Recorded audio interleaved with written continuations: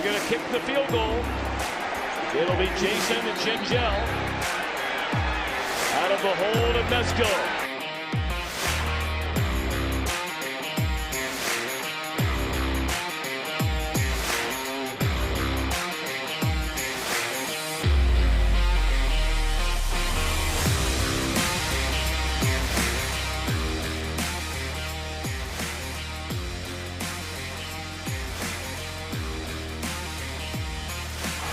Good snap, good hold, and the kick is blocked. Appalachian State has stunned the college football world. One of the greatest upsets in sports history. Live from Chatterbox Sports Studios, it's Off the Bench with Thom Brennaman. Well, good morning, and welcome to Off the Bench, presented by United Dairy Farmers. Great to have you with us. Big show coming up today. We have the Hall of Famer Marty Brennaman in a matter of moments to talk about Aaron Judge, and he's one away from tying the single-season American League record home runs. Roger Maris had 61, Judge Club's number 60 last night. We'll talk about that in a minute. And every Wednesday we call it the Big Interview, where we sit down for an extended period of time and visit with a big name in the world of sports. And in college football, there are very few names bigger than Barry Alvarez. Won 3 Rose Bowls at the University of Wisconsin. When he took over that job, everybody and his brother told him, don't take it. He was defensive coordinator at Notre Dame. They had just won a national championship under Lou Holtz. He took it. Turned it into a powerhouse program, one of the best in the country. He followed that being the athletic director for a number of years, and now he's a right-hand man in the Big Ten Conference with Kevin Warren, the commissioner.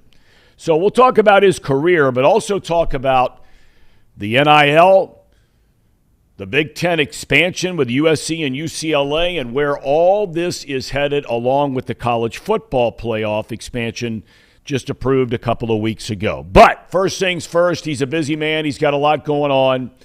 And that would be none other than the Hall of Famer, Marty Brennaman. We were talking before we went off the air, Dad. Good morning, by the way. And good morning to you, Thom. And it was noted by Brandon Seho and Casey McAllister, are at times exceptional producers, at other times not so much, that you look very, very dapper today in that shirt. They were comparing your shirt to my shirt. And I told him I look very handsome and very sharp today. I'm not sure about what that thing is you have on. Is that green? What is that color? Yeah, it's a green and navy blue. And quite honestly, this shirt might cost more money than your entire wardrobe today. That's what I was going to say. We can't afford the shirts that Marty has, but they look great. So there you go. I rest my case. Well, I'm not so sure. I think you may have overspent on that shirt.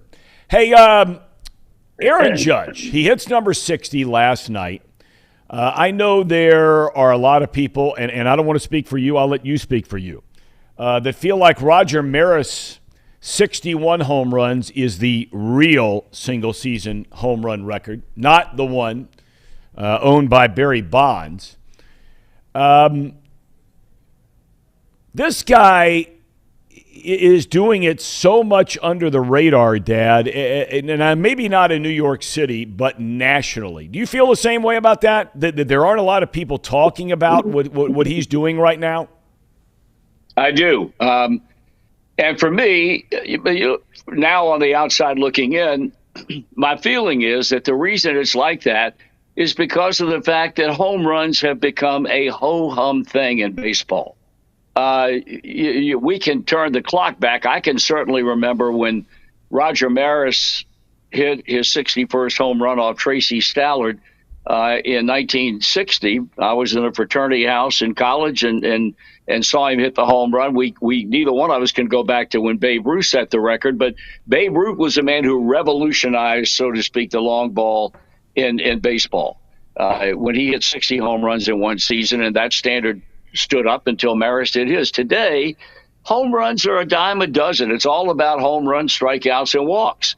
So I think from a national perspective, and for baseball fans around the world, It's great for Aaron Judge. He seems to be a stand-up, quality young man.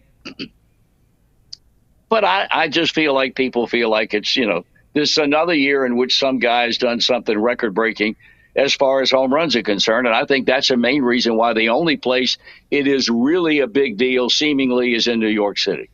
It's an interesting debate, and I've heard it really in different venues and so forth about the American League Most Valuable Player. Now, Judge is trying to become a Triple Crown winner. Very legitimate chance to win a Triple Crown. And that normally would be automatic. You're going to be the most valuable player in your league.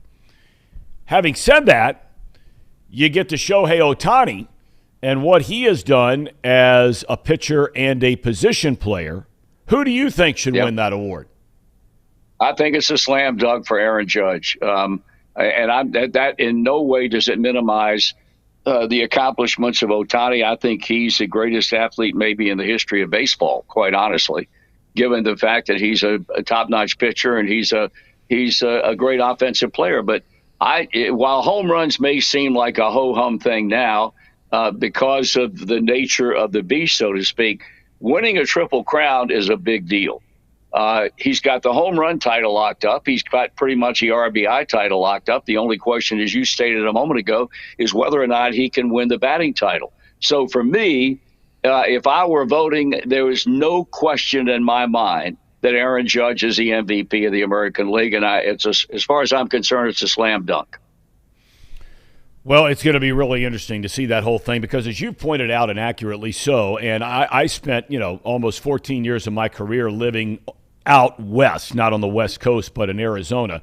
And it is a very real, and people out there don't want to hear it, but it is a very real bias towards people or players in any sport that are playing basically from the central time zone eastward than it is from the central time zone westward in terms of getting recognition, whether it's a player or as a team.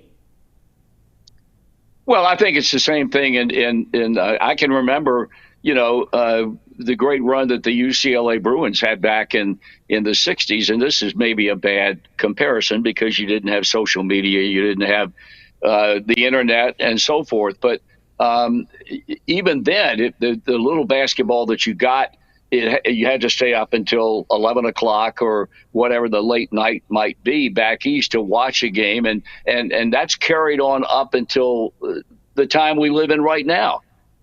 Because of the time difference of people back east, more often than not are going to have to read the next morning about what so-and-so did in Major League Baseball or college basketball or whatever the case might be. So I think that's a handicap to a player, especially whether you agree with this or not. As far as Ohtani is concerned, he's playing with a bad ball club. Mm-hmm. I think a lot of people feel that certainly plays into your decision as to who's going to be the most valuable player.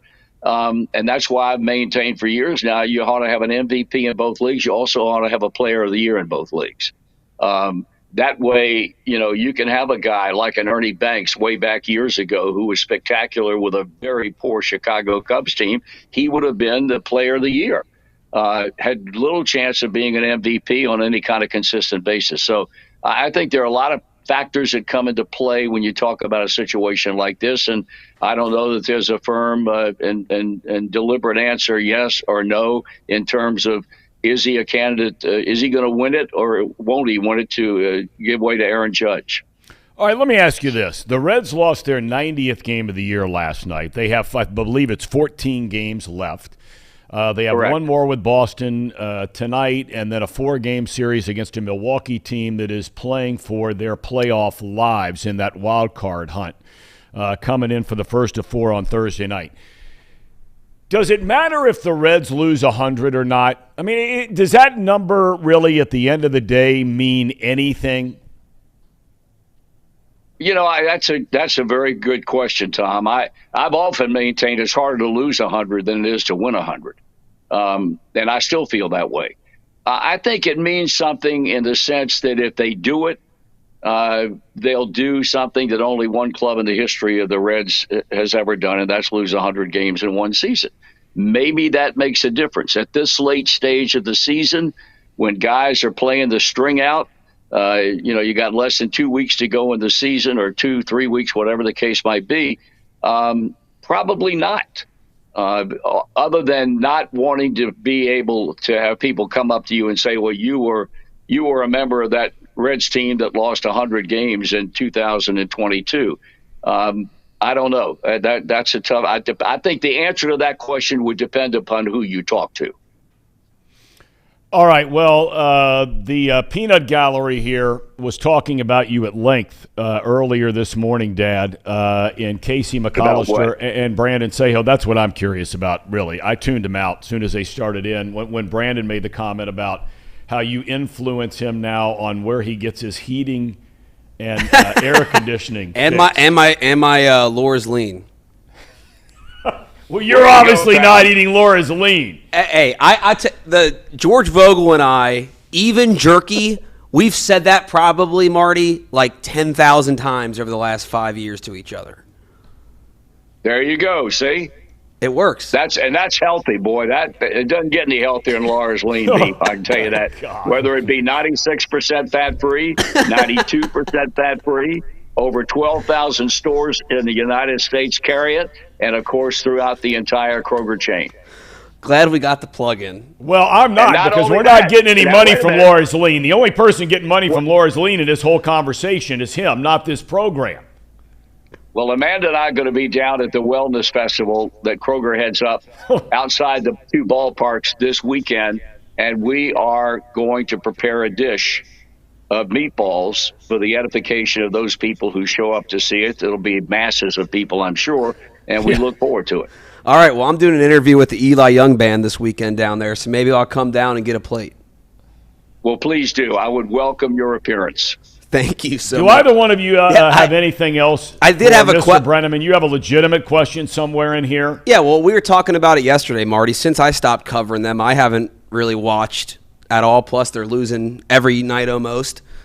When's the last time you watched a full Reds game? I can't tell you that.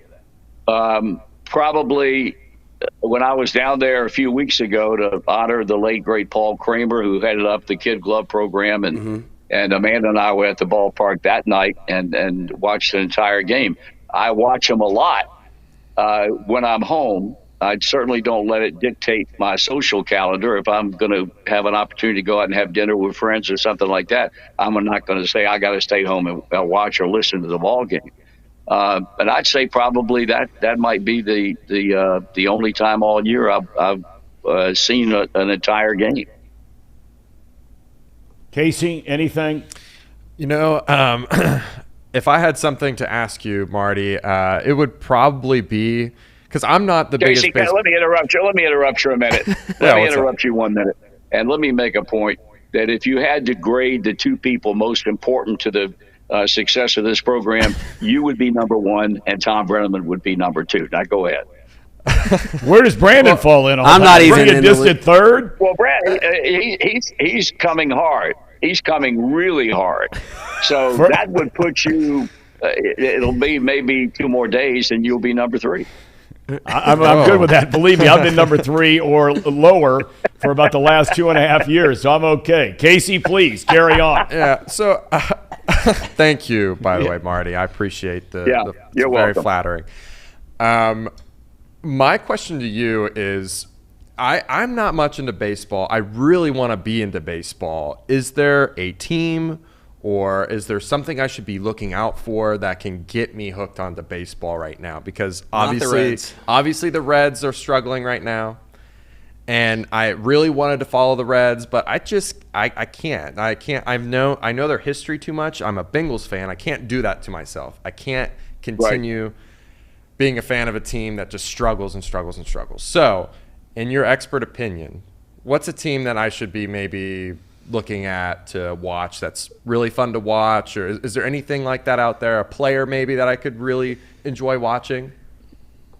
Well, I think the fun aspect of it, Casey, has to do with how successful a team is on the field.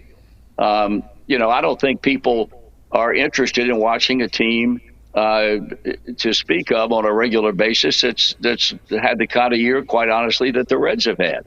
I think in a couple of years, this is really going to be a fun team to watch. If some of these kids that Nick Krall has traded for when he unloaded the talent earlier this year, their abilities come to fruition and they become very productive big league ball players. But I think, if you want to be a front runner, you have to love watching a team like the Dodgers play or the Yankees play or the Atlanta Braves play.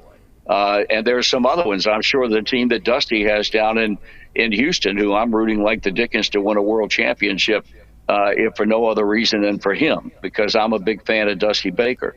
But you pick and choose, but again, it's awfully easy to watch a team that's winning as opposed to watching a team that's not.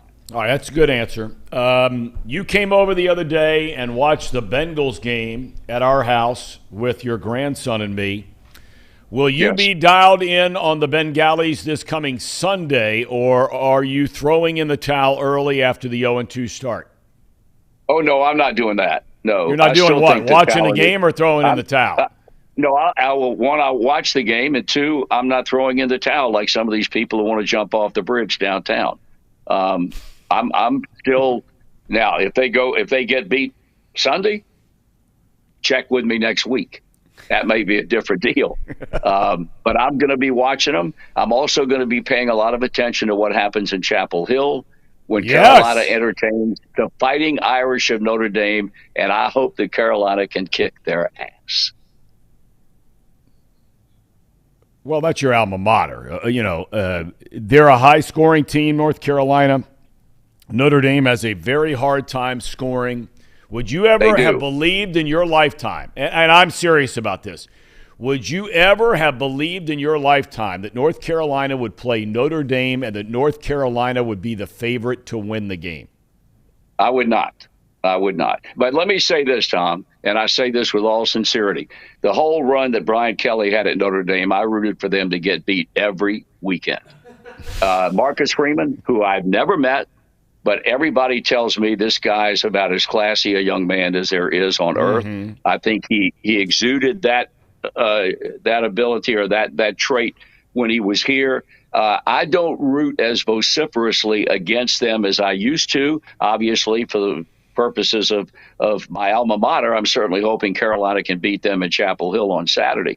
But there are weekends now when I pull for him because I think he's a classy guy. I don't know that Brian Kelly knows how to spell that word. So you're not rooting for the LSU Bengal Tigers week in and week out. Is that what you're saying?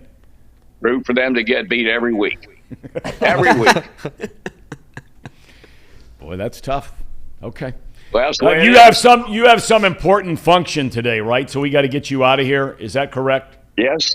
I'm going to get in the car and drive to Dayton and talk to some business people that are being treated to lunch by the Dayton Dragons. Yes. Well, let them know if any of them want to sponsor this program. We'd love to have them. I certainly will. Okay. You can count on that. Do you have a driver taking you up there? Is Amanda driving you? Do you drive yourself?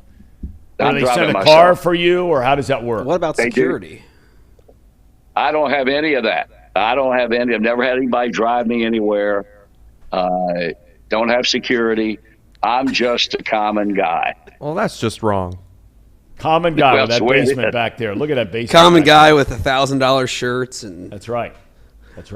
Not quite that much, but certainly more than that shirt that my son has on. All right.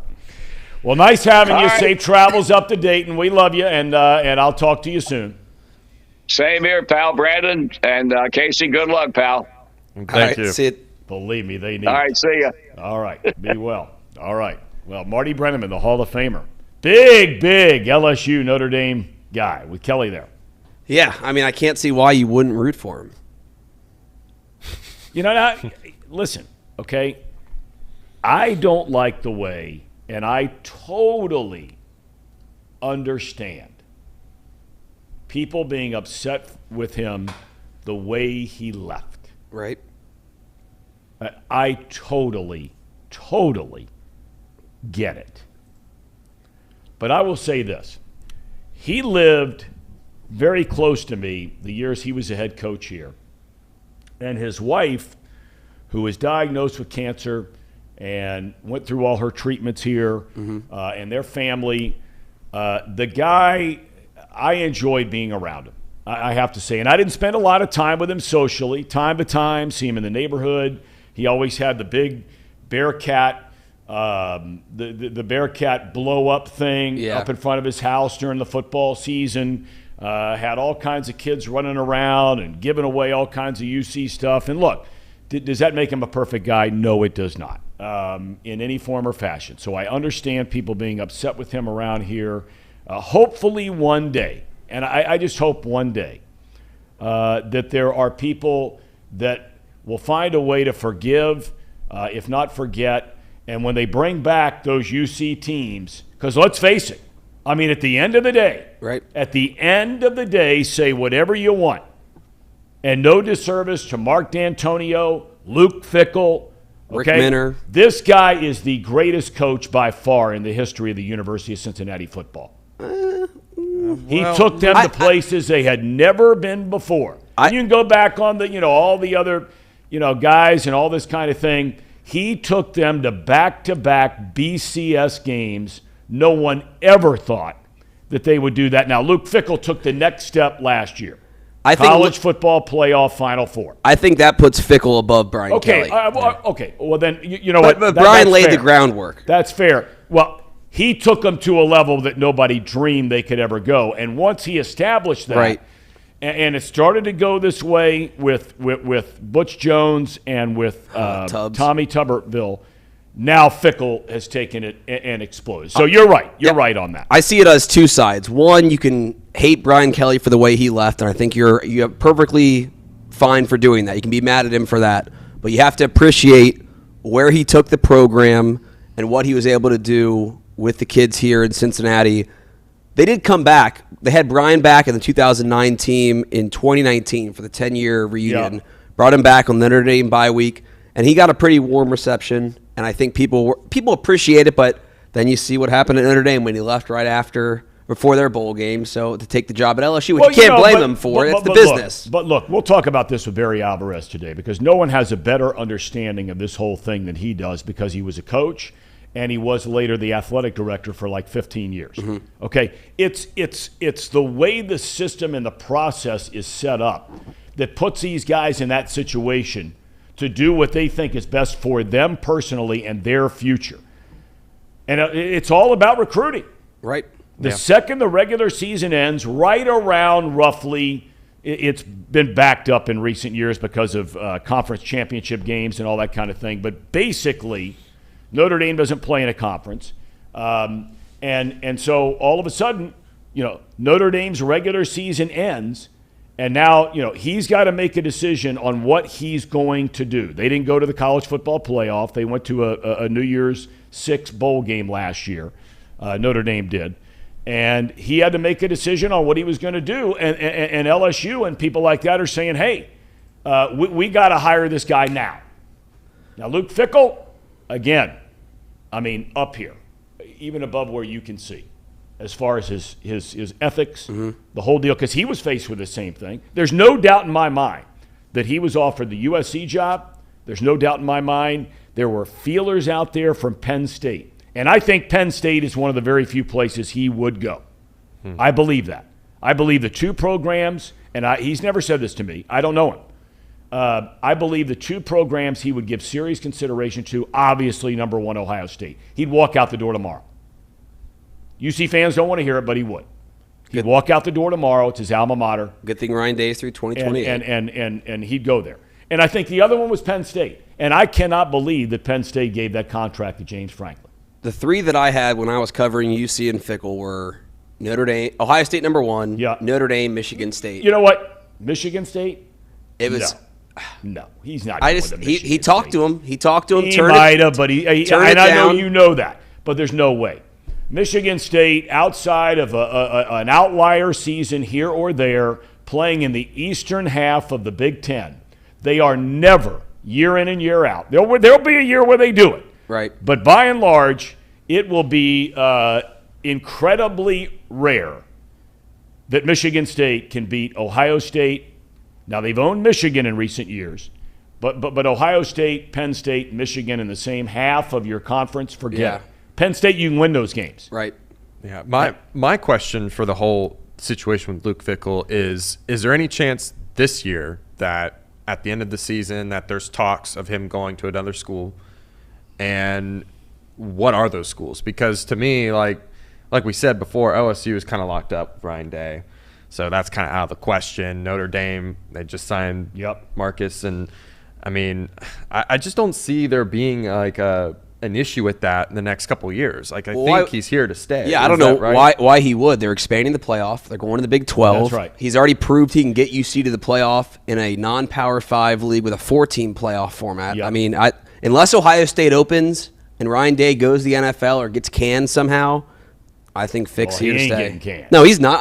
I'm saying something crazy has to happen where that Ohio State job opens up, and that's the only chance I think. Now we've seen it.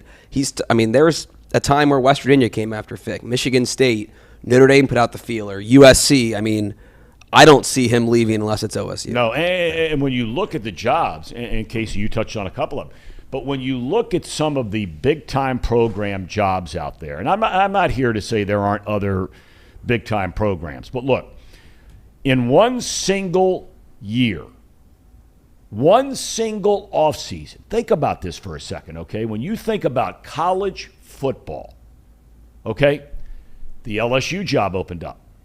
That school just won a national championship 2 years ago, okay? Yep. Brian Kelly goes there, which means Notre Dame opens up, okay? LSU, Notre Dame opens up. Marcus Freeman stays on after being defensive coordinator under Brian Kelly. Oklahoma opens up after Lincoln Riley takes off, right?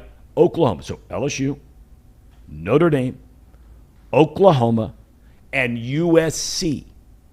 Those four jobs in 1 month all opened up in college football. Now, outside of Ohio State, Michigan, Penn State, Alabama, that guy's not going anywhere. He just signed a new contract. Greatest college football coach of all time. I mean,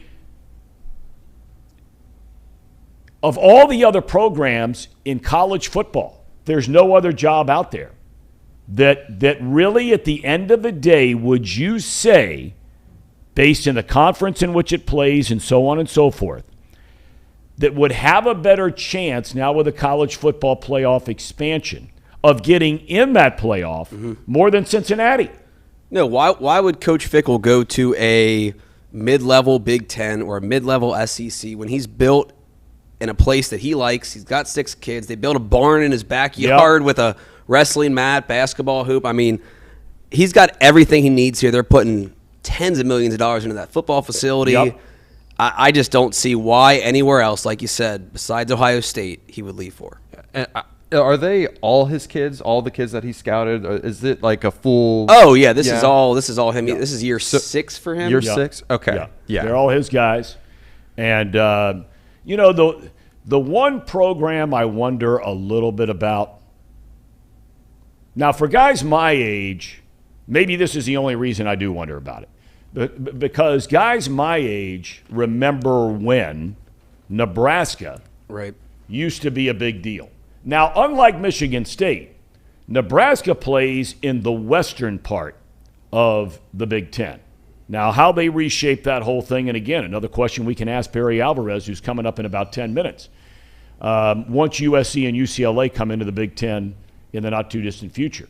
But Nebraska was a huge deal for a long, long time. They have a ton of money. Their facilities are second to none. Would that even be a job that for, if not Luke Fickell, somebody like Luke Fickell, and there aren't a lot of Luke Fickells out there, would that be a job that you find interesting? I don't know anymore. I mean, there's people have struggled there recently, and there's not. It's hard to break that mold, but it was at one point, like you said, it was a premier job. No doubt. And of course, UC's going into the Big 12. You brought up you just mentioned in passing, a place like West Virginia. I mean, West Virginia is not in the same galaxy as a football program as Cincinnati. Not even the same world. And they're already in the Big 12, rarely competing much in the Big 12, truth be told. They've had some good teams through the years, but they're not. But for UC, make no mistake, even without Oklahoma and Texas leaving the Big 12 to go to the SEC, they are going to be facing much larger challenges week in and week out. I mean, I take a team like TCU, had a great run for a long time under Gary Patterson. Now Sonny Dykes is in there. There might be people at UC that look at a team like that. You start playing them in the Big 12. Oklahoma State. Baylor. Oklahoma State's big time football school with good teams, no pushovers. In recent years, Baylor, right? Yeah. I mean, these are the games every week instead of the fill in the blank. Tulane. Right. Besides going to New Orleans, I'm cool with never playing Tulane ever again. Great food, great people. Not the best teams. No doubt. I have spent many, many, many days in that town and nights, some of which mornings, early mornings. Yeah. I was there for a stretch of three or four straight Saints games, New Year's Eves in New okay. Orleans for football games, college or pro. Well, you did the insane. Never been for Mardi Gras, but New Year's Eve, just insane. Did you and Brian do and he only did NFL with you. I was going to ask if you and Brian Billick did the UC Florida game together. I did that with Charles Davis. Okay. So did in fact both years in a row. Right, yeah. Did UC's BCS games. The one in Miami against Virginia Tech, and the one in Urban Meyer's last game, it turned out to be at Florida when they played the Gators down in the Sugar Bowl. Before we have Barry Alvarez on the air, we'll take a break here in a second. Casey, there was one thing, and we've got him in less than 9 minutes. You wanted to talk about this Jason Whitlock thing yesterday as it pertains to Joe Burrow, correct? Yeah, it just spread like wildfire. It was all over Twitter, and it was just absolutely just dumb. It was just a dumb take, and you want to put up for those who didn't see it? We have this built graphically or no? I do not have it built graphically. Okay, I thought I had. Okay, I thought we had it. It was mainly just because I only wanted to focus on the one tweet that he put out there that he compared him to a woke Josh Rosen. Right. And, I mean, the guy's only ever posted on social media to begin with 4 things, maybe, within the year. Second, when he goes and he's vocal about his opinions on Joe Burrow on certain things, it doesn't come across as woke. I think he's genuinely appreciates or he genuinely believes in what he's saying and what he believes in. It's not to grab attention. It's not to try to get the woke community. It was not a very good take. It was a very weird take by Jason Whitlock as far as what he actually where he stands at in social media and just his stances alone. I mean, the problem I had with it was Joe Burrow chasing social media fame and certainly fooled himself. I'm not going to act like I know Joe Burrow that well. I know him from covering him the last 3 years. I know his teammates with the Bengals, LSU, some of his coaches. One, the social media thing is super obvious. He hates it. Only does it because he wants to have a little bit of fun with Instagram captions maybe, or wants to speak out on something. Two, if you think he's full of himself or chasing social media fame, you do not know Joe Burrow. No question. Yeah. It was very uneducated of Jason, but at the same time, I just don't like the fact that he attacked his character instead of his play. All of a sudden now he's got this, oh, well, we would be talking about him if, about how he's social media presence. It's around the time that he's doing bad. Why wasn't this the conversation when he was doing good? Yeah. Come on. And I will say this. And look, where people are politically out there, far right, far left, somewhere in between, look, that's your business, okay? I am a huge Jason Whitlock fan. I think he is one of the most courageous guys out there politically as an African-American man, might be the single most courageous African-American man out there, because he says things and believes things that a lot of people in this country don't want to hear about. He's not afraid to take on BLM and a lot of the things that have gone on there. He's not afraid to take on the breakup of the nuclear family and having mom and dad and kids all together. These are a lot of things that people out there either don't want to hear or simply don't want to talk about, okay? And we're not going to talk about them on this show. But I will say this. I have followed Jason Whitlock for a long, long time. He's from Indianapolis. He played football at Ball State.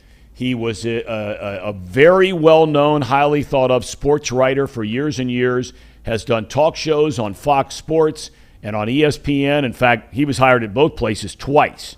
Now he's moved into more the political world. And I was shocked, having said that I'm a fan of his and I like him very much. I was shocked that he would take on Burrow in such a way that for a guy who is highly educated and extremely well-read, that he would make two statements in that whole thing. Number one, the social media thing. I think I heard Mo Egger say yesterday. On Twitter, Joe Burrow, I think, has sent out 4 tweets, he said, in the last year. And one of them was a day after the Super Bowl, okay? And I think he said he's posted a total of 10 things on Instagram. That is not a guy who's chasing social media in any form or fashion, right. Okay? And then the other part was a Josh Rosen thing. I mean, look, Josh Rosen, coming out of UCLA, I thought was mediocre at best. He's a number 1 pick, and the organization that took him just threw in the towel on the guy a year and a half in. Joe Burrow gets hurt his first year. He takes his team to the Super Bowl the next year, after leading his college team, by the way, to the national championship. This guy devoted his highest honor and moment as a football player when he won the Heisman Trophy, talking about kids that he grew up with in Athens, Ohio, that came home every night and didn't have food to eat. I went to college in Athens, Ohio. They had roughly like a $40,000 budget per year in the Athens County Food Bank until Joe Burrow spoke at the Heisman Trophy winning ceremony and talked about Athens, Ohio. They went to 10 or 15 times that budget in one night. This guy's heart to take that moment of your life and to remember where you grew up and the kids you grew up with. There's a lot of poverty in Appalachia around there in Athens. He went to Athens High School, a public high school there in Athens, Ohio. He saw poverty and families who were struggling, and he took that moment to remember and try and help people in that situation. Joe Burrow's A-OK. Yeah. Jason Whitlock, I think the world of you. But look, on this one, and Lord knows, I've said things I wish I didn't say. I think on this one, I would highly recommend you re-examine the situation, because Joe Burrow is on his game, on and off the field. We're back with Barry Alvarez, the big interview on Off the Bench, presented by United Dairy Farmers. At United Dairy Farmers, we've perfected freshness in our family bakery, where we use only the finest ingredients, like thick, high-quality glazes on our signature donuts, before delivering them fresh from bakery to store every day. UDF, made for you. If your AC or furnace is struggling, turn to the experts at Bartell's Heating and Cooling. Their certified technicians get the job done right the first time, and if you need a new unit, Bartell's will give you upfront pricing with no hidden fees. Plus, ask about Bartell's 0% interest financing for 60 months. Learn more at bartellsheatingandcooling.com. Bartell's Heating and Cooling, for a comfortable way of life. Eli's Sports Bar and Grill, proudly sponsoring high school football with 3 locations in Mason, Liberty Township, and Ross, Ohio. Our 10-foot screens guarantee a great view from every seat in the house. Eli's Sports Bar and Grill, the best place in Cincinnati for sports, food, and fun.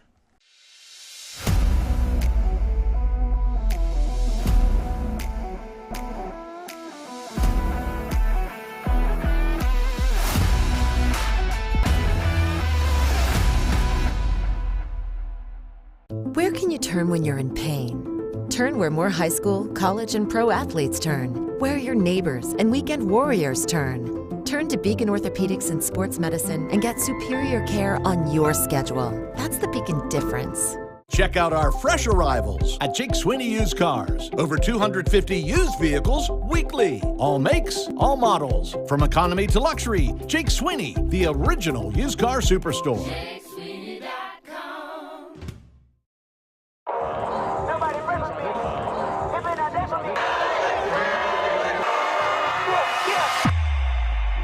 The time is now. Football season is back here in the Queen City, and week 1, St. X versus Lakota West. EJ trained here with Chatterbox. It's about to go down. It's our kickoff of our official tour. Every Friday night you'll see us. Let's go. 3,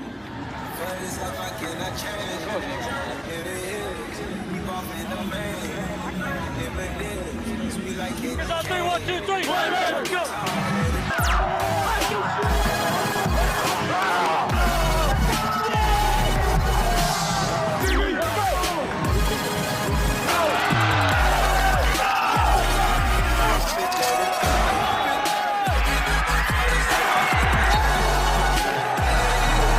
Man, I'm telling you, this game is going to come down to the first guy that says I'm heading up. That's all it's going to say. One guy to say, you know what, I'm heading up.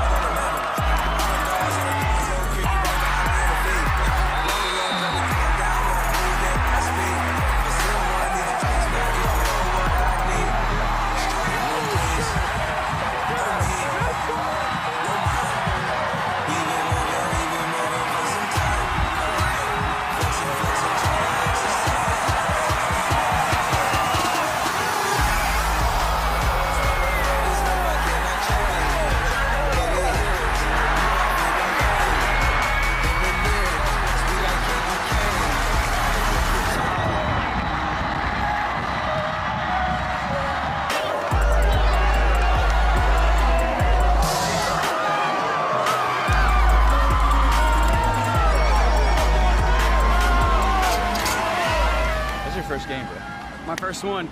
I mean, I couldn't have asked for a better first one because Dakota West struggling a lot throughout the first half and beginning of second half, and then big time. It's a party. It's a party. It's a party. I know one thing: ain't nobody does this better than us. Facts. Yeah, this atmosphere was insane.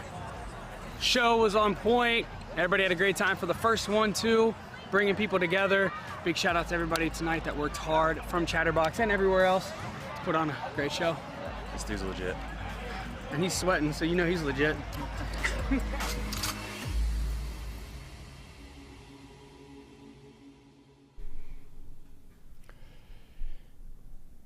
Well, every Wednesday, we call it the big interview here on Off the Bench, presented by United Dairy Farmers. And I can't tell you what a pleasure it is to be joined today by Barry Alvarez. He grew up in Pennsylvania, and after high school, he went on to play linebacker at the University of Nebraska for the legendary Bob Devaney. Believe it or not, he started his coaching career at the high school level. And that was over 7 years in Nebraska and later in Iowa, where he won a state championship. Shortly thereafter, Hayden Fry said, come on board at Iowa. And Barry Alvarez spent 8 years there before going to Notre Dame as defensive coordinator under Lou Holtz. They won a national championship. Then the University of Wisconsin job opens up, and I'll let him tell you here in a second. But I think just about everybody and his brother, is safe to say, told him, do not take that job. Do not take it. I mean, he started a program that had not had a winning season since 1984 and had won a total of 7 Big Ten games over 6 years. Well, shortly thereafter, he's playing with all the big boys, and in 1993, he takes the Badgers to their first Rose Bowl since 1963. He wound up winning 3 Rose Bowls as a head coach for the Badgers, multiple Big Ten titles, and later became the athletic director after stepping down. Hell, there's a statue of the guy outside the stadium, and he's still alive. So we welcome in Barry Alvarez. Barry, what do you think when you walk by that statue every day? Seriously, what do you think about that? I try to look past it, Tom, because there aren't many, as you said, there aren't many guys alive that have a statue. So, it's humbling, but after a while, it's no big deal. How many people told you not to take that Wisconsin job? Just about everyone that I leaned on for advice, including Bob Devaney, Coach Holtz. I can remember I went in and told Lou that I was going to take the job. He says, "Oh no, don't take that job. I can get you a good job." But you made it into a good job, and I'm curious, Barry, if there are one or two things that you did when you take over that program, and I just mentioned 7 Big Ten victories over a 6-year span. What are one or two or three or more of philosophies that you brought with you to Wisconsin to get that thing going right from the very beginning? Well, the first thing, I get that question a lot from particularly young coaches. And, I tell them, first of all, study the job that you're going to take. Take a look and see if you really think, study it and understand you have to come up with a specific formula that fits that job. Now, I looked at Wisconsin. I'd recruited here. I recruited the Big Ten. I've been in the Big Ten a number of years. And, I looked at the state. I saw most of the players in the state leaving. And, Iowa was going to the Big Ten Rose Bowl that year. They had 11 kids from Wisconsin in the 2 deep. I had the top 2 committed to Notre Dame. Michigan had players, they were all over except at the university. They were getting seconds here. So, I felt if I could keep the best players here, they can play any place. And then you look at the type players you have, and in this case, and then devise a plan. In this case, in Wisconsin, you have big guys, a lot of big people in the state. Maybe not a lot of skilled players, a few, and then you devise your plan on the type of football that you're going to play. And I felt like we can build a physical team, always have good linemen, big linemen, go out and find some backs, and then start from there. Be sound, not beat yourself, and then build the program to compete against Ohio State and Michigan. If you want to win the league, you have to beat those 2 teams because they were dominating the league at the time. And then, I knew that I could put a good staff together, and I had guys that could recruit. You've got to recruit, first your state, but you've got to have people that can recruit. And I think on my first staff, I had what I would consider probably 7 elite recruiters. In our first class, which we only had a month to get, those guys led us to our first Rose Bowl. I want to go back to when you're coaching in high school. So here you leave as a player at the University of Nebraska. You start your coaching career. You start in Nebraska, off you go to Iowa. I think it was Mason City High School is where you won a state championship. Correct me if I'm wrong here. That's right. I got to believe, as we all get older, we look back on moments in our life and you say to yourself, man, that was – I may have had other things that other people perceive as being bigger moments, winning Rose Bowls, etc. But that high school football state championship, I would imagine, Barry, you tell me, has to still stand out for you as one of the best you ever had. You know what? I said that after our first Rose Bowl. They talked about how great the win was and how I felt about it. And I said I feel the same way as I did the night when I won a state championship at Mason City, Iowa. It's still about getting a group of players and group of coaches and having a fan base support you and do all those things and beat the very best. And so, yeah, it was a great thrill for me. I was in high school. You said so. I was in there 9 years. I was 4 years as an assistant coach in Lincoln before I took my first head coaching job out in a small school out in the middle of the state, Lexington, Nebraska. I was there 2 years, and then Mason City came and recruited me. But yeah, it was a great thrill. When you go your first season at Wisconsin, I believe you go 1-10 that first year. Did you really feel like things were moving in the right direction? 1-10 ain't easy. No, that's right. Because as a head coach, you have to walk into the meeting with confidence. You can't be down. I'd come home down, and my wife would get after me. She can do that now. Cindy can do that with the best of them. She can get after you a little bit, and she did. But so you have to be upbeat. But I tell you, the time when I knew that I had the players, we had one win. We're going to play Michigan State at Michigan State. Last game of the year. It's cold. It's snowy.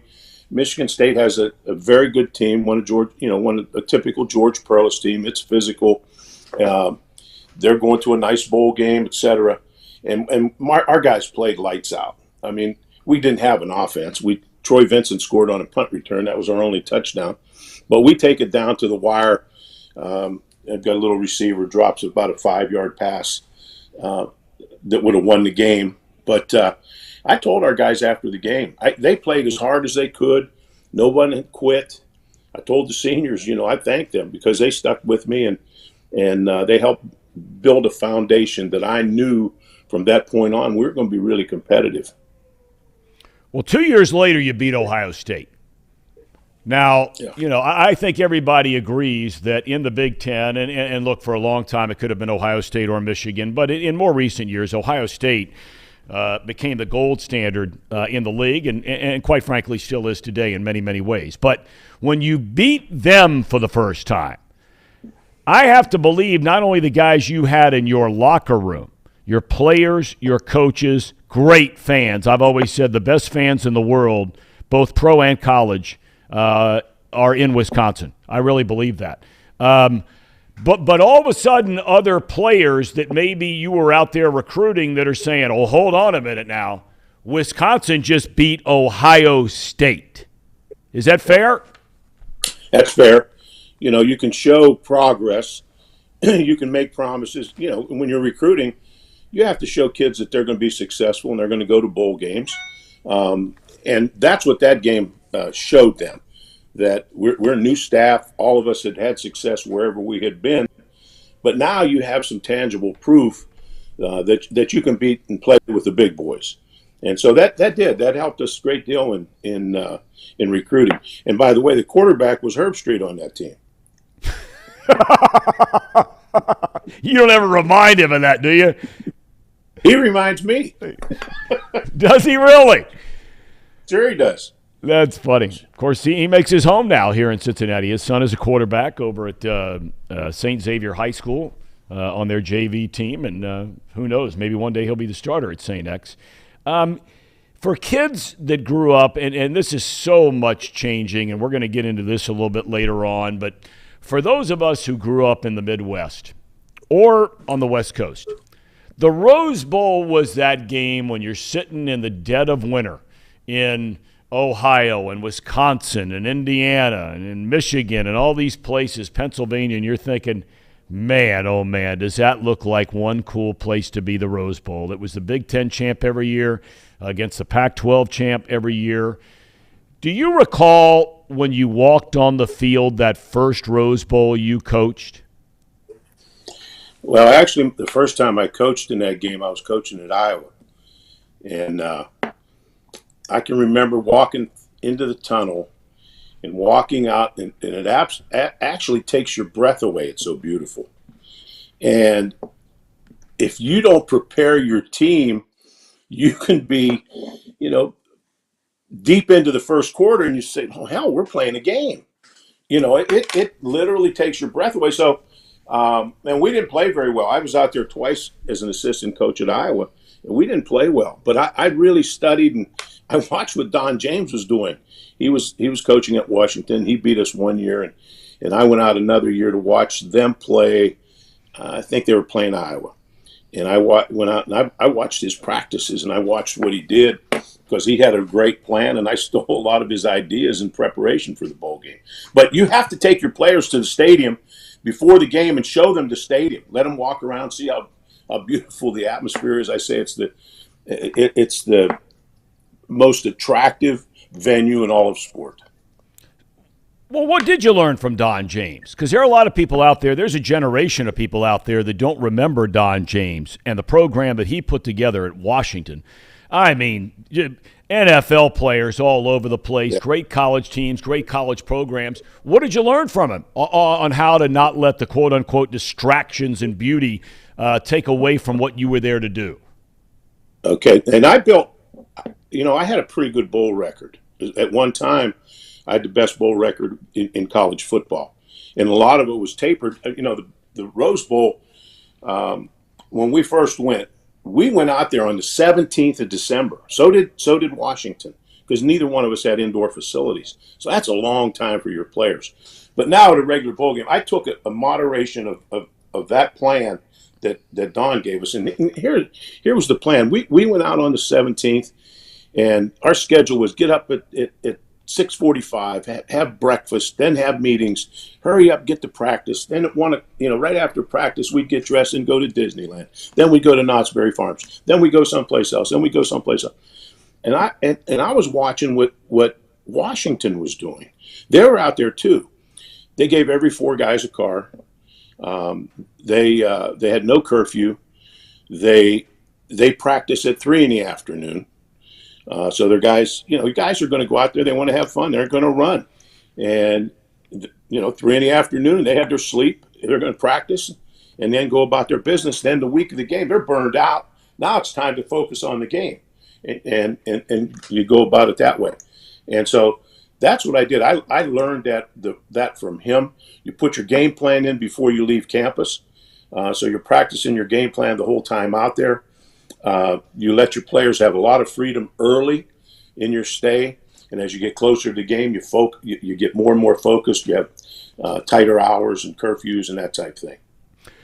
One player you recruited, and look, his NFL career, I don't care, and we're not talking about that. But I think now a generation has gone by where a lot of people don't know who Ron Dayne is. When Ron Dayne came into Wisconsin, you're recruiting this kid. Now, he is from the state of New Jersey, Pine Hill, New Jersey. And in 1996, he weighs 270 pounds and is among the fastest, if the not the fastest kid in the state of New Jersey. This guy was unlike anybody the college football world had ever seen. How did you hear about, and then convince Ron Dayne to come from New Jersey to Wisconsin to play football? By the way, Ohio State was the other school. It came down to us in Ohio State on signing Ron. I had a guy on my staff, Bernie Wyatt, who really was an unbelievable recruiter. And we were together at Iowa, and then I was able to hire him here. But he had tremendous ties and contacts and relationships with high school coaches. We had recruited a number of players from Ron's school. The counselor at the school had, the kids all hung out there. The players all hung out in this counselor's office, and Bernie had a tremendous relationship with him. The guys who we took, and we took some that we took at Iowa, they all came. They had success. They graduated. The ones that didn't play, they still graduated. And the counselor knew we were going to take care of them. We got in on Ron early. I really got to know the family well. Really had built a great relationship with him. And, and a lot of it was the relationship that Bernie had with the counselor, and then the relationship that I built with Ron and his family. Had you ever seen an athlete like him at his size before? You saw a lot of football players, Coach. This guy had to be among the most unique cats you had ever laid eyes on. Thom, he came the week before he reported here. He came from the West Coast track meet. It was the state champs from all over the country, and he won the shot and disc. He was 270 pounds. His first day at workouts, my strength coach comes back and said, "That young freshman kid is 270 pounds. He's beating everybody in 10-yard bursts. He's a freak." And I told him, everybody was recruiting him as a fullback. And I said, "What do you want to do?" He said, "I want to carry the ball." I said, "You know what? I'll give you that ball. It's not very heavy, and I'll give it to you a bunch, man. Tell the story you shared with me when we did a couple of those bowl games together about a conversation. I'm not going to remember if it was a bowl game, whether it was a regular season game or whatever it might be, where you were turning around and handing the ball off to Ron Dayne virtually every play to start a game, and your offensive coordinator says in your ear, what, and what was your response? He said, what? I missed the story. Ron was our offense, and he says our tendencies, it was Brad Childress, and he reminds me of this all the time. So we handed it to Ron all the way down the field. Now, this is a kid, he's probably 18 years old. We gave him the ball 47 times one week, the next week 49, next one 51. And so that was our offense. Quarterback didn't throw it very well. And he says, we haven't thrown on first down. Now, we've handed the ball off all the way down the field, and it's first and goal on the 3-yard line. He wants to throw play action. I said, no, you hand it to Ron again. And so we score. But the thing with Ron, I'd give it to him so much, and he'd get tired, and he'd pat his helmet to get out of the game. I'd say, no, one more first down. Is he the greatest player? Ohio State people are going to go off the reservation when I ask you this question because of Archie Griffin, the only player in the history of college football to win back-to-back Heisman trophies. I think the argument can be made. The greatest player in the history of the Big Ten Conference is Ron Dayne. Yeah, he's right up there. I mean, Archie was obviously one of the best that ever played, if not the best. But we banked our whole offense was Ron Dayne as a true freshman. Mike Samuel was our quarterback. Bless him. He was tough as they came. In crunch time, he could throw a strike, but we relied on him to run the ball. But it was, if we were going to, let's say we had 75 snaps, Ron's going to get close to 50 of them, and everybody knows who's going to get the ball. We had a good line also, but he carried us. He was our offense. And I think, when people today think about Wisconsin football, they think they think it's 3 yards in a cloud of dust. Although he ran for more than 3 yards, but they visualize him carrying the ball, and that's our identity. But I don't know if he's the greatest, but I know he's one of the best that's ever come through. Yeah, just for the record, by the way, in back-to-back Rose Bowl victories, which Barry Alvarez is the only coach in the history of the Big Ten to win back-to-back Rose Bowls. In those 2 Rose Bowl games, Ron Dayne ran for 246 yards in one of them, and in the other one, he ran for an even 200 yards. Why was he never a big star in the NFL, do you think, Coach? He started out, it was he and Tiki Barber, and they were alternating. They called him Thunder and Lightning. And that team went to the Super Bowl. And he didn't carry the ball one time in the Super Bowl. I don't know. I don't know the answer. He had a great year that year, and he was kind of phased out after that.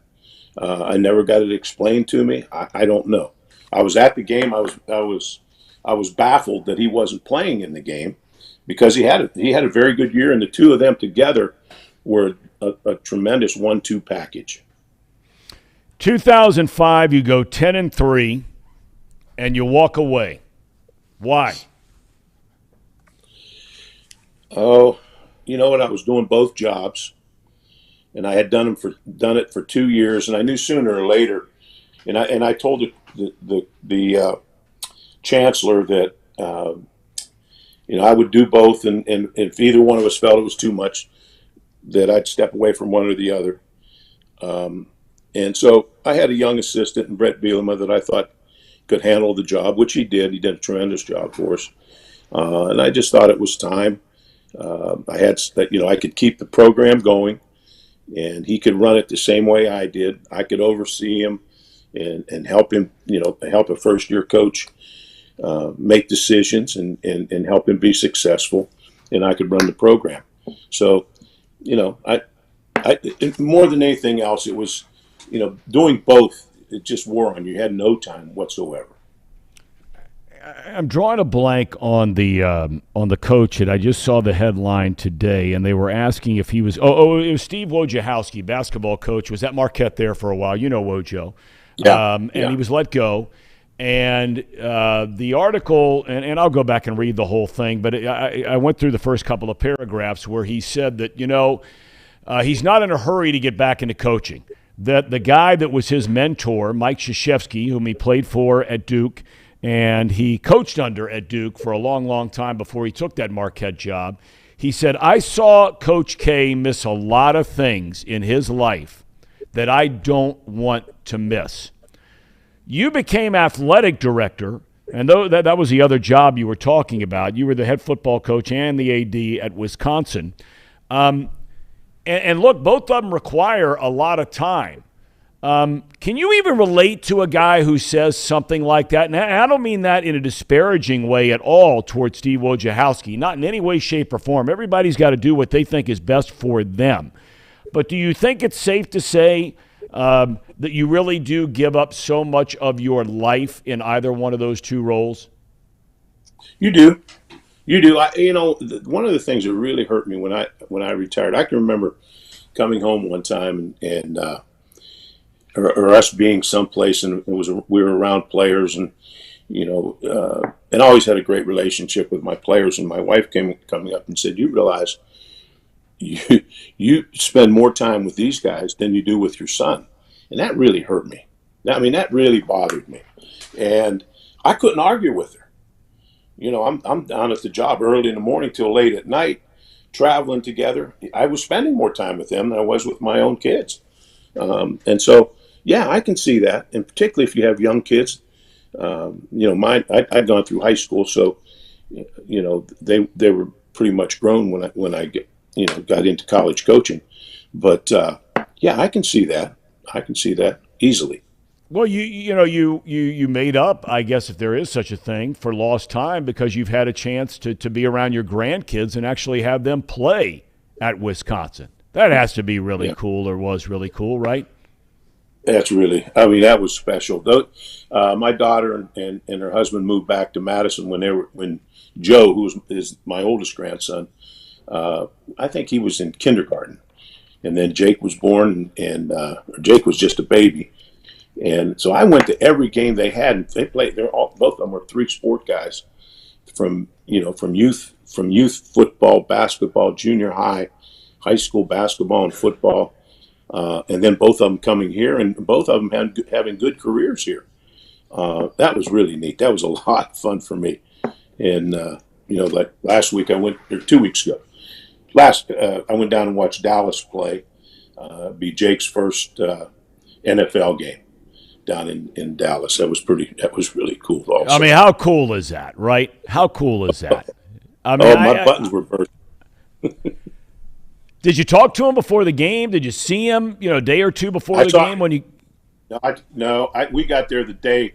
We got there about 3. We flew down the day of the game. We spent time after the game. We went back and picked him up and took him back to his condo and spent time with him after the game. But I send him something.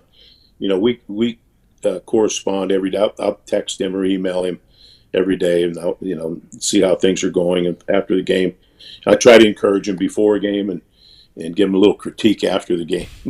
That's got to be a different world, right? I mean, not only the jump from college to pro, but going from a town where he grew up in Madison, Wisconsin. Granddad is there, athletic director, knows a bunch of people, is a good player, playing for a great college football program, but it's still Madison, Wisconsin. It's the state capital. It's a beautiful town, great college campus, big campus. But now you're in Dallas, Texas with the Dallas Cowboys. Any shock value there for him, or he was ready for all that? No, he was ready. I think, and the thing he was impressed with is how Dallas, everything they do, he says is first class. They assign them like a family that has them over for dinner. I know we used to do that in college here and at Iowa. And so they do that. I didn't know the NFL did that, and I'm sure a lot of teams probably don't. But they're assigned a family who basically adopt some of these young players, and And it was a really easy adjustment for him because they made it easy for him. All right, I want to get into some of the stuff going on in college football today. You were an athletic director. You stepped down from that job and full knowledge and inner workings of the conference and of television and all this kind of stuff going on. I want to start with NIL, and because I don't understand much about it, Coach, but walk me through how it works when some company wants to sponsor Joe Blow. What is exactly the process that has to happen there? Do they have to go through the athletic department? Do they contact some kind of representative for Joe Blow? Is Joe Blow allowed to have a representative because he's an amateur player and not a pro player? Yeah. The school is not supposedly not allowed not to make these arrangements. So an individual company can contact the player directly. Most of them will now have representatives. I just read one today where a company is going to commit. I thought he said, if I'm not mistaken, $1 million to a basketball player and a football player, and they're going to represent his company. He's going to give them job. I mean, whoever this, I can't remember where I read this, but whoever it was knew the rules, and actually going to have them represent his business for a fee. And I think this will all level off. I think I'm for everything we can do for our student athletes, but you have to keep it out of recruiting. And you're reading about schools that are flat out going out and you're reading how much money players are getting to commit to a school or go play for a school. We need the NC2A to enforce the law. We have rules, we have guardrails, but they aren't being enforced. And that really has put a lot of college coaches in a bind. They don't know. I sat in with the football coaches several months ago, and they're in a quandary. If other people are doing this, if I do it, I can be fired for cause. What should I do? They're put in a tough spot. So I just think we need the NC2A or someone, or some type of an arrangement where we get our arms around it, manage it, because I think in the long run it's good for the student athletes, and I think things will balance out. They'll work this out. But I think it's great that they can earn some money. I've thought a lot about just this topic, even though I don't know a ton about it. And the first natural reaction, I think, by most people is, well, this is a win-win-win-win for all the big boys, and Wisconsin being one of them. But, when you start traveling around, say where I went to school in Athens, Ohio, at Ohio University, now there's not a ton of money. It's not a big city by any form or fashion, but it seems like the not-so-big boys, some of their student athletes can stick a few bucks in their pocket from some of the smaller towns or smaller businesses in all these college towns all over the country. Do you think it's such a huge separator from the haves and the quote-unquote have-nots? I think it can be, but what's the difference? Ohio, you couldn't compete with other Big Ten schools to start with. Now, I think it all balances out, Tom, and I think every community, the businesses are hiring people to advertise. They're hiring talent to advertise for them. I was talking with some people first when this came out, and one of them happened to be from Land's End, which is the place is just south of Madison. I said, Land's End. Let me give you an example. You have a catalog, don't you? A big and tall? Yes. Well, who's bigger and taller than our volleyball, our girls volleyball, or using them as your models? You have to hire somebody. So why not the athletes? So I think there's an opportunity for everybody in every level school. Then there's the transfer portal. I have Brian Billick on my show twice a week, And he was brought in by Herm Edwards out at Arizona State to be an offensive analyst. Marvin Lewis was the same as a defensive analyst. We know Herm Edwards has been let go just this past weekend. But we were talking about the transfer portal and how maybe more than anything else, Barry, and you've forgotten more about this stuff than I'll ever know, how it has so very much changed the landscape of college athletics. It's free agency. And what's interesting? I had a good visit with Mel Tucker before the season, one of my former players. And Mel's telling me, having been in the NFL, he's treating this like the NFL treated free agency. Know who's out there, have people assigned, know the ones that can fit into your program, do your homework.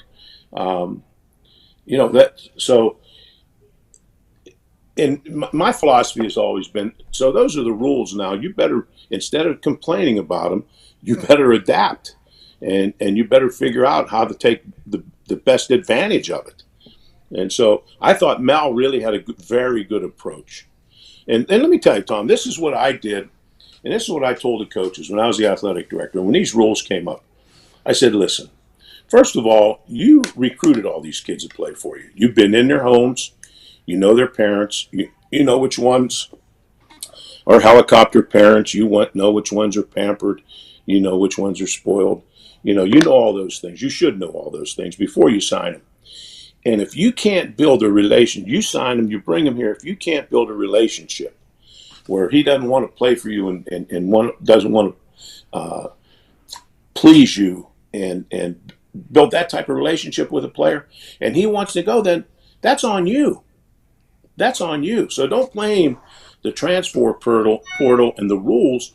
That's on you that you haven't built a relationship. And I believe that. We've got a great place here, good school. Academically, it's wonderful, good community. It's up to the coach to build that relationship. And if they're not playing and they're not happy and they have a chance to go someplace else, then so be it. Go find another one. What about, Coach, the whole process of, and there's oftentimes a lot of talk here in Cincinnati, and it was drummed up again when Brian Kelly left Notre Dame to go to LSU.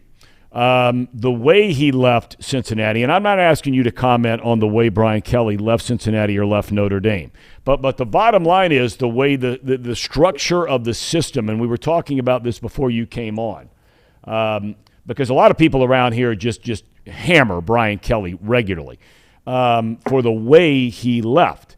But should something be done in college sports that, a team season ends roughly around, depending on who you are, Thanksgiving, maybe the first weekend of December. You're going to make a coaching change. You're a big-time program. You're going after a guy. But to hire the guy, you got to bring him in before his team goes to play in a big bowl game. That happened with Kelly here when they took him to a BCS game for the second time, and then he leaves to go to Notre Dame.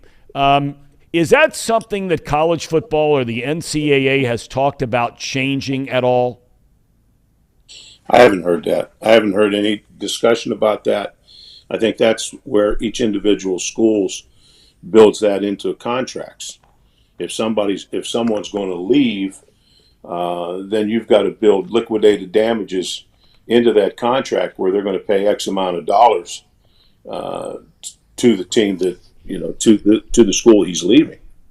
And, we see all these contracts where guys are making all this money or if they fire somebody, they're giving them millions of dollars, which drives me crazy. That's just bad business.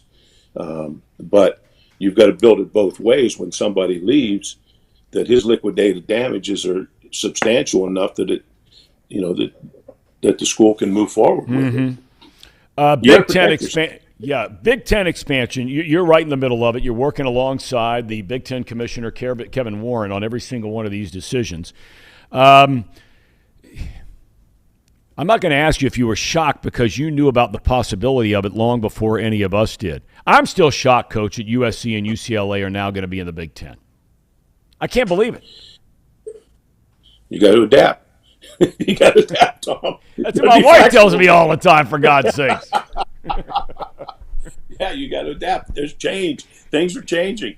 it's going to change. I think that, as we've known that, we used to sit back. You talked about it already. We used to sit back and dream about going to the Rose Bowl. Any kid that ever grew up in Big Ten country, that's where you wanted to go. Now it's go to the Final Four. Go play for the championship game. The Rose Bowl doesn't have the luster that it did before. So, things continue to change. So, do you think this ends up going? I know you don't have a crystal ball, but do you think this thing ends up just becoming, if it's not there already, two major college football, for sure, football conferences, and maybe, the Big Ten still plucks away at a couple of other places here and there, or the SEC does the same thing? Do you think we can continue to see expansion in those two conferences especially? I think things are moving in that direction. I think there's been I think somehow you have to get your arms around college football and basketball. Quite frankly, for the school, and the major colleges, football is paying all the bills, and so to follow the same rules for all the different levels is difficult. So I think we're moving in that direction where you have supervision. Football kind of goes off to its own and is managed differently. What's a danger of that in and of itself? If there is one thing that would be a negative to that, of having almost a different body, if you will, rather than the NCAA running college football? Or is there one? I don't know. I don't have that answer. I know if we keep going the direction we are, your varsity sports, your Olympic sports, I think they may be in danger. Schools funding them. If you're pumping all your money in one direction to football and basketball, your two money makers, then somehow you've got to pay for everything. So that's what would concern me, and because I still believe in a broad-based program where you support, colleges have in the Big Ten. I think we average 24 sports. And I sure hate to lose that. One of the reasons I had asked you to be on this week is because this coming Saturday, the Wisconsin Badgers take on the Ohio State Buckeyes. Your thoughts about this game? It's in Columbus. These are two of the powerhouse programs. Certainly, it's been the best program in one side of the conference in Wisconsin against the best program on the other side of the conference in Ohio State. What are your thoughts looking at this game? Yeah, what I'm really impressed with Ryan Day and what Ohio State has done recruiting-wise. I think they've, except for last year when Michigan beat them, they've been so dominant. And all you have to do is look at the draft and see the number of people, number of their players are taken very early, first round in the draft, et cetera. How many five-star recruits they sign every year. Their recruiting is so much superior to me. It's allowed them to separate from the league, and their record, backs that up. So I'm impressed with that. I'm very impressed with the job that they've done. For us to have a chance, we can't beat ourselves. You've got to control them. Can't give them a lot of home runs, big plays, and try to shorten the game. Try to shorten the game with ball control and that type thing, and get a few breaks. Well, I think Notre Dame did that in the season opener. I was at that game, and Notre Dame, they played right there and had a chance in the third quarter to win that thing. In the fourth quarter, Ohio State's ground game started to crank it up a little bit more. Does Jim Leonhard, your defensive coordinator, does he come to you and say, "Hey, Coach, I might need a little help this week. We're playing a bunch of guys that are going to the NFL in a year from now"? No, Jimmy's doing fine on his own. He's a great one. He really is. He's a wonderful story, a little walk-on. I remember he came, I didn't even know who he was, and he came to our summer camp, and we were timing 40s, and he went by me. I heard him. I heard the wind. I said, "Who's that little guy?" And we got him to walk on. And after about the third day of practice, I can remember telling the secondary coach, "See that little guy down there? You get him up here with the ones and twos." The guy says, "What are you talking about?" And I said, "Have you watched practice? Same practice I watch. Every ball it's thrown, his hands are on it, or he intercepts it. He's around the ball. Get him up here." And people don't know. Besides being an All Big Ten player, he led when he left. He had the most punt return yardage of anyone ever in the Big Ten. So he knows. He's very smart. He understands the game. Every NFL team that he played for, he was the quarterback of the defense. He understood it. Well, he's special. He really is. Well, Coach, he doesn't need any of mine. Yes, he does. Everybody needs your help. If they're not picking your brain, then something's wrong. Well, Barry, look, give Cindy our love, the kids and the grandkids. I'm going to have her on one of these days because she's got about as much fire as anybody I've ever been around. But it's funny. I was thinking the other day they had that 15th anniversary of two games. The Michigan Appalachian State game, which I had a chance to call, but then the 15th anniversary of the game that you and I did together, which was Boise State and Oklahoma. I still, when they run some of those highlights, I just get goosebumps about us being in that stadium that night for that game. It was unbelievable. And I'm good friends with Bob Stoops. Is like one of my sons.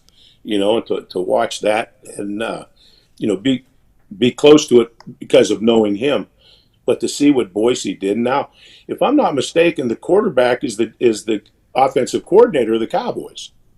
Yeah, that's exactly right. That's exactly right. Boise quarterback. Yeah. Boise quarterback. Yeah.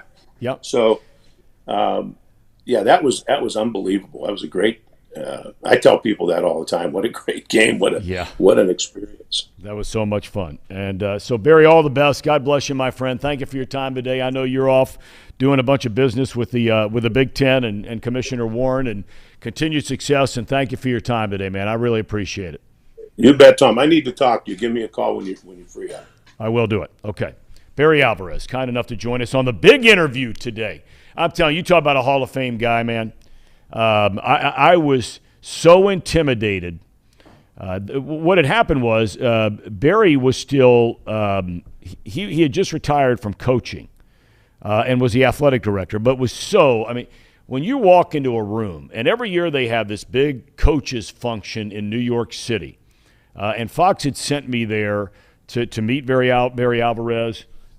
We were going to be doing both the Fiesta Bowl, which was the Oklahoma-Boise State game, and then the national championship game a week later, which that year was Ohio State against Florida. And I remember just being so intimidated because watching that guy on TV, for those of you old enough to remember, I mean, you talk about tough and even now, you just look at him. And what a beautiful, beautiful guy. And the reverence that people have for him in college football. And look, we're in a day and age now where it's, Ryan Day and Lincoln Riley and Nick Saban and all these guys. I'm telling you, in the history of college football, Woody Hayes, Bo Schembechler, going way back, Barry Switzer and Bud Wilkinson, nobody did more for a single school than Barry Alvarez did for the University of Wisconsin. You heard him say it. Lou Holtz looked him in the eye and said, "Do not take that job. It's a dead-end street." Dead-end street. Barry Alvarez took that job, and now that is one of the top 15 college football programs in the country. In some cases, top 10. It's a big-time job at a big-time school at a great town. If you ever go to Madison, Wisconsin, have a chance, you got to go. Surrounded on both sides. You got the state capitol. You got water on both sides and a little drive that has water on both sides. It takes you into the campus. It is an awesome place. And Camp Randall is a big league place to watch a football game. Although Barry knows it and I know it. The Badgers are in big trouble Saturday. 7:30 Columbus, Ohio. Whew. Place is going to be jumping. Bucks are getting it rolling. All right, we're going to talk about a couple of other things with Casey and Brandon before we wrap up the show today. It's Off the Bench, presented by United Dairy Farmers, and thanks to Barry Alvarez. Hope you enjoyed it. At United Dairy Farmers, we've perfected freshness in our family bakery, where we use only the finest ingredients, like thick, high-quality glazes on our signature donuts, before delivering them fresh from bakery to store every day. UDF, made for you. If your AC or furnace is struggling, turn to the experts at Bartell's Heating and Cooling. Their certified technicians get the job done right the first time, and if you need a new unit, Bartell's will give you upfront pricing with no hidden fees. Plus, ask about Bartell's 0% interest financing for 60 months. Learn more at bartellsheatingandcooling.com. Bartell's Heating and Cooling, for a comfortable way of life. Eli's Sports Bar and Grill, proudly sponsoring high school football with 3 locations in Mason, Liberty Township, and Ross, Ohio. Our 10-foot screens guarantee a great view from every seat in the house. Eli's Sports Bar and Grill, the best place in Cincinnati for sports, food, and fun.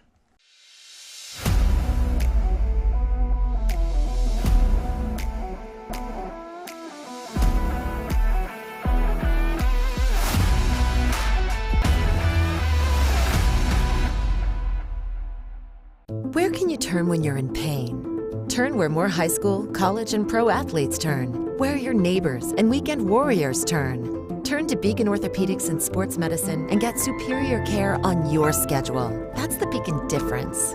Check out our fresh arrivals at Jake Sweeney Used Cars. Over 250 used vehicles weekly. All makes, all models. From economy to luxury, Jake Sweeney, the original used car superstore.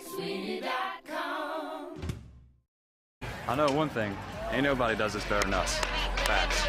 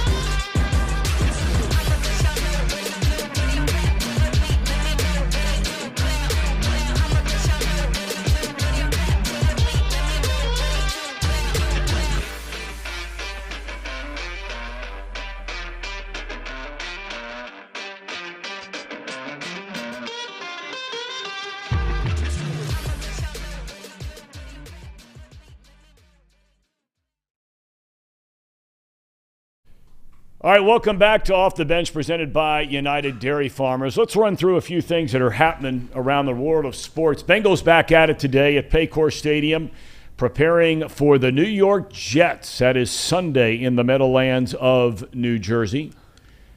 Bengals are a 5-point favorite for that 1 o'clock start. 5 points. Over under 44.5. That 5 points is a bit of a surprise, but you know, hey, look, it is what it is to start the year. Did you see the story out of Cleveland yesterday? So their star running back, Nick Chubb, said he should have run out of bounds with about 1:30 left to go instead of scoring a touchdown. Now, we hear this stuff all the time. But look,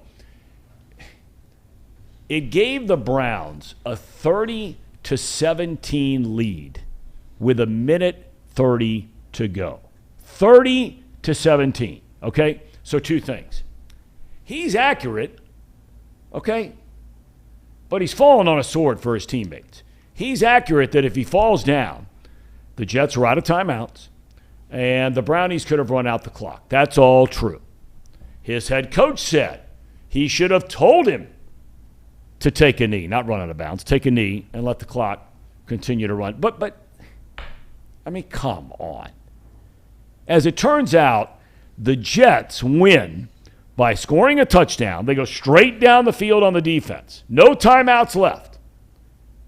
They execute the onside kick, recover, then go right down the field and score a touchdown again with no timeouts. That's the first time in 21 years in the NFL, first time 21 years, that a team won a game trailing by 13 points or more with 90 seconds to go. Can't somebody in this day and age, seriously, can't somebody in this day and age just come out and say what everyone else knows? The special teams and the defense coughed it up. The players in the locker room know it. But it seems like we live in a time now where players can't call out their teammates. Coaches rarely call out their players. Now, you can't do it every day, because if you do that, you lose the locker room. If you're a player, you're losing teammates. If you're a coach, you're losing your players. But come on. Nick Chubb, who scores a touchdown, is apologizing and saying that he's the reason they lost the game. That's absurd. Brownies and Steelers, by the way, tomorrow night. That's a big-time game. That'll be on the lakefront in northern Ohio. Cleveland, a 4.5-point favorite. There are some excellent games this weekend in the NFL. How about the Packers at Tampa Bay? Rodgers v. Brady. The Bills, who look like the best team in football through 2 games. They are the best team in football through 2 games. They go to Miami. Miami has a lot of people, you, me, wondering, can they win that game? Both teams are 2-0. Baltimore is in New England. New England got hammered by Miami in Miami, but then went and beat the Steelers in Pittsburgh over the weekend. You know that already. And Baltimore, they were up 35-14 on Sunday and lost to Miami. And I'll tell you one other game that I think is going to be interesting to watch. And some of you may roll your eyes. But I think it's Minnesota playing in Detroit. You're probably saying the Lions. I mean, are you kidding? And I get it. I'm not kidding. They have played very well the first 2 games and appear to no longer be some pushover under Dan Campbell. This could be it is a huge game for the Detroit Lions, and for the Vikings for that matter. They looked awful the other night against Philadelphia. Baseball news, Reds dropped the opener of a 2-game set against the Boston Red Sox. They'll wrap up that series tonight. And then the Milwaukee Brewers come to town, a 4-game series, huge, every game for Milwaukee. The Reds have 14 games left. They're sitting on 90 losses. You heard from Marty Brennaman earlier. Does it matter if you lose 100? I don't know. The biggest news in baseball, without question, the Aaron Judge story. He hit number 60 last night. He's one shy of tying Roger Maris' all-time American League single-season home run record. By the way, for the record, no one else this year in Major League Baseball has more than 40 home runs, and Judge is sitting on 60. All right, boys. We got about 10 minutes before the cherry on top. What, if anything, would be on your minds to discuss here for a few minutes? You know, I kind of want to bring up one thing, because y'all made fun of me for the comment about the Lions not that long ago. Now you're starting to kind of believe What did you say about the Lions? I would have to see the videotape. I don't recall. I said that they were a sneaky favorite for a wild card spot. Okay. And I want to just point this out, too. They already played the Eagles, and they lost 35-38. Yeah, but it was, look, it was almost like a repeat of that Baltimore game. They were getting killed until the fourth quarter, right? I don't think so. I thought they were. I could double check. I'll double check, but I want to just say this. The Lions actually have a chance of beating the Vikings, especially the way that the Vikings played against the Eagles. I think the Lions' defensive front is underrated, with Aiden Hutchinson being there. Yep. And I know that they beat Washington, but I think Washington's a little bit underrated too. I think both those teams are sneaky. Yep. But this will be a good test for them. This will either prove me right or prove me wrong. We will have on this program Chris Spielman. It seems like every time you turn around, I'm having somebody on this program who I worked with in the broadcast booth. Brian Billick comes on all the time, Barry Alvarez. But Chris Spielman was my partner for 5-6 years. And he left the booth to become, in essence, the president of football operations. They brought him in there as the right-hand person of the owner, Mrs. Ford. And he was a guy who was very instrumental in hiring their general manager, hiring Campbell as a head coach. No one is rooting for the Lions more than me. I love Chris Spielman like he's an older brother I never had. All right, Brandon, any comments about anything on your mind? I'm trying to find a cherry on top, which I think we got. I was so locked in listening to Barry talk, I forgot about the cherry on top. But I got it. Don't worry. Okay. I got to figure it out. I know you're on it. I got to tell you, I can't believe the reaction we got yesterday from the Gritty. Yeah, you had some rhythm or something like that. But yeah, I mean, you don't. Yeah, right. I will say this one other thing, just based off your monologue here, that I wanted to touch on as well. I really like Nick Chubb now. I do too. After what he said, just trying to protect his teammates. Yep. The first touchdown to get them to 24-30 is unacceptable from the Browns, and then they let Joe Flacco just do his thing. And good on him to make that call and to say, like, you know, he should have thought of that and been a better player. But you go get that touchdown, dude. You boost up your fantasy stock. Like, it should have been over. It should have been over. As someone who's been a suffering Cincinnati sports fan for 30 years, seeing the Browns do that, and I was sitting at a Browns bar. It was so Cleveland or so Browns, but I still felt bad a little bit because I've been through so many games as a Cincinnati sports fan. But I just, until you see it like we did last year where the Bengals went to the Super Bowl and won those crazy games like Tennessee, like Kansas City, and were this close to winning the Super Bowl, you just feel like it's never going to turn. And I think that's how Browns fans feel when they watch a game like that. Where they're up, 13 with 90 seconds to go, blown coverage on the long touchdown, onside kick, and then Flacco just slices and dices to the end zone. It was comical and sad at the same time. Nick Chubb, I never had a chance because we rarely did teams in the AFC, only when an NFC team would go play there. I did a couple of Browns games, but he wasn't there yet.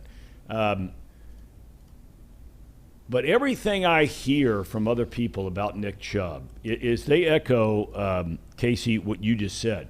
They say this guy, he's that proverbial first guy in the building in the morning, the last guy to leave at night.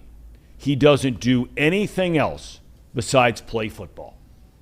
He is all football all the time, good guy, smart, articulate, passionate, cares, all of those things you want in any employee, if you're the owner of the Browns.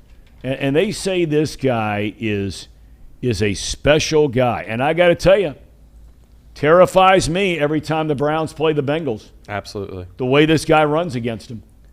When you look back in college, think about this, though. With Georgia, Sony Michel and Nick Chubb at the same time in the same backfield, it's incredible.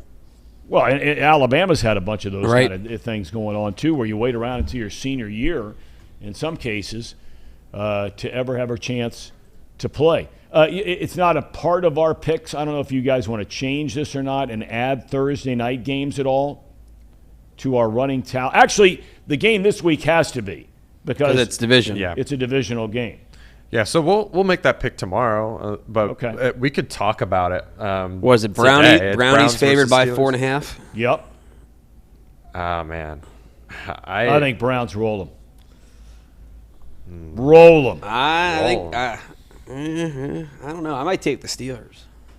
This is a tough one. It's prime time in Cleveland. Browns will prime time in Cleveland. Hangover after the collapse against Flacco. It just has a Browns loss written all over it. I want to know what their last few matchups have been like. Well, remember the one I was there that night. I got asked by Fox, even though I wasn't doing the game. It was a Monday night or Thursday night game. The Myles Garrett play where we beat the guy over the head with a helmet. Yeah, Mason Rudolph. Yeah.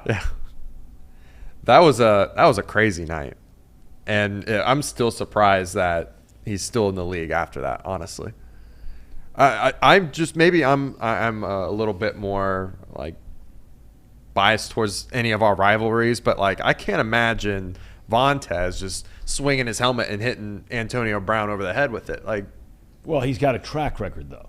I mean, he's like a guy that, I mean, let's face it, and we've spoken on about Burfict on this program in all of our 2.5 weeks on the air. Yeah.